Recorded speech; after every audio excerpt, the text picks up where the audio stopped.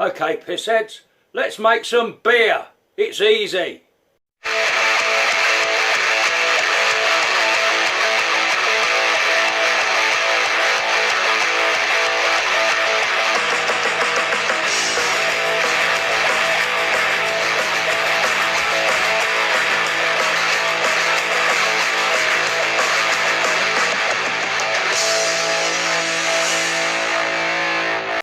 So this is step one of making beer, and this is all the equipment you're going to need.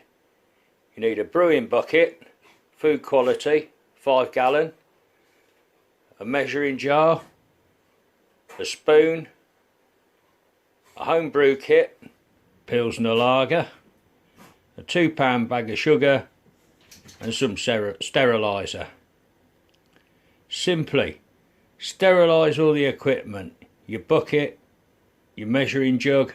I'm only using a pint pot because I'm making 40 pints, so I want 40 of them, and your spoon. When it's sterilised, put some water on to boil. Okay, I've got a pint of water on the boil. Add in your 2-pound bag of sugar,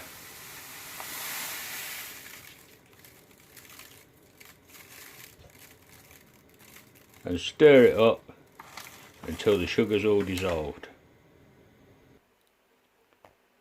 Next up, open your can of concentrate and tip it into your fermenting bin.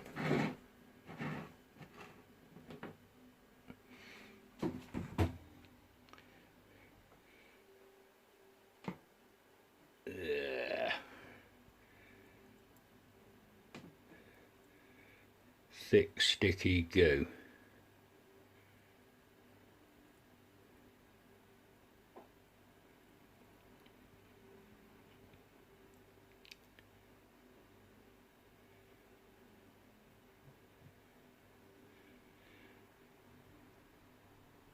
Now, to make sure you got all of this out of the can, use your boiled sugar water, tip that into the can, slosh it around, and that'll help dissolve the rest of the concentrate to tip it in your bucket.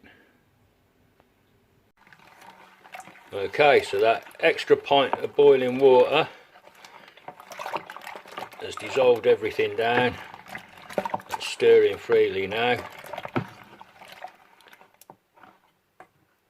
So next, you need to add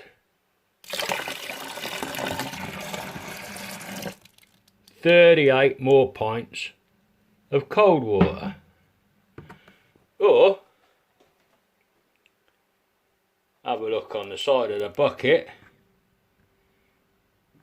fill it up to the 40 pint measure.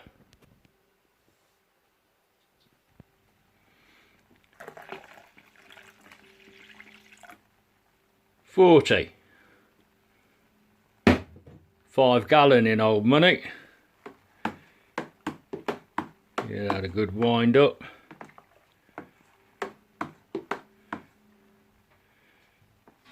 Right, next you add the yeast so that fermentation can start.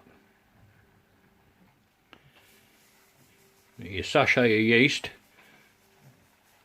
comes with the home brew kit. Tip that in.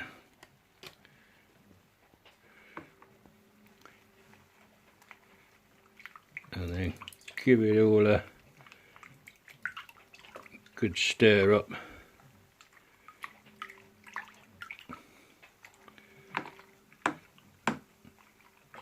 Oh, it smells like liquid bread already.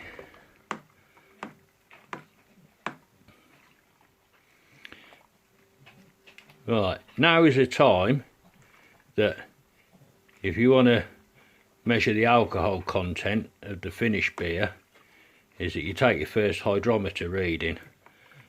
But I don't bother with that. I drink 3 or 4 pints of it. If it knocks me on the fucking ground, I know it's good and strong.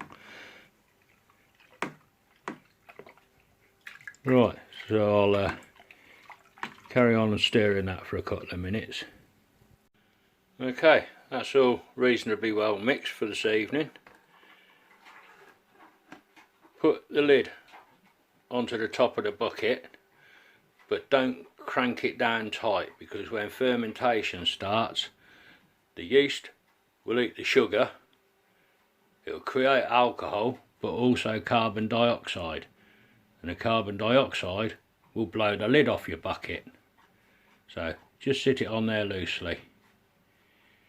Now keep it at room temperature, 18 degrees plus, and that should ferment away for the next 7 to 14 days. I'll come back to it tomorrow morning and film a bit more, and we'll see if the fermentation started and whether it started to fizz and produce the carbon dioxide. Right, two last things to do this evening is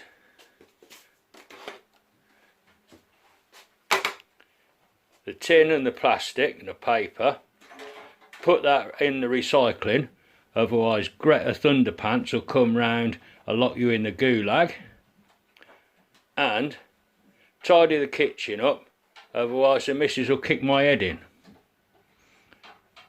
Right, we'll have a look at the brew in the morning, see if it started fermenting. Catch you tomorrow. So here we are, 24 hours later, and fermentation has well and truly started. Right, I'm going to give it a good stir, mix that yeast back into the brew, and I'm going to have to stir it morning and evening over the next week to a fortnight until it's stopped foaming, stopped producing bubbles, and at that point fermentation is finished. Right, hopefully you've enjoyed part one, and when fermentation is complete I'll move on to part two. Take care, bye bye.